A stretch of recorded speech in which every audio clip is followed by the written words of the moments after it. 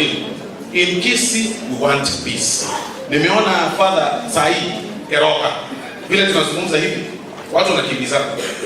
Hakujawahi kuwa kitu kama hivi. Sahi Eroka boundary dini. Wakati ya Ongwae wazee walikuwa wanakutana, kama kuna makosa wanarekebisha. Hii vita imetokea Kisii kwa nini? Niliona juzi principal Kisii kwa Kisii National Polytechnic vita ilitokea. Mimi sikuwa. Mimi mnaambia Osoro ndio anapenda vita. Mimi sikuwa.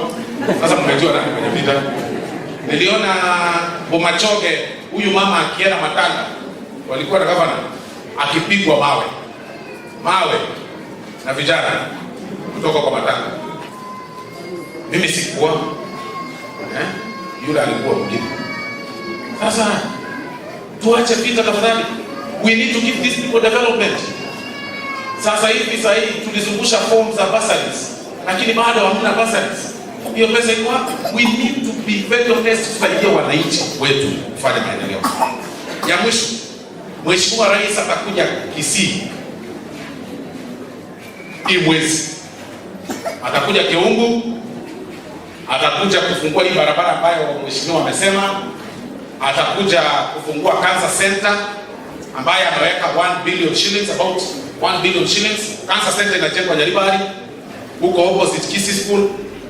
Atakuja kufungua housing projects na nyumba zitajengwa kule Kisii University kando, na tunataka pia kuhamisha Kisii prisons itoke katikati ya South Town iende kwingine ndio town iweze kupanuka.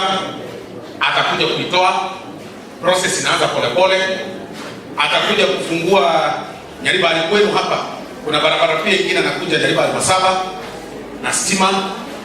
Atakaa hapa siku 2 kwetu hapa Kisii. Ataenda kule Bonchari, atafungua barabara. Ataenda kule Kitutu cha Chenot, atafungua barabara na stima. Ataenda kule Bomachoge, atapeana pesa ya hospitali na atajenga maneno mengine.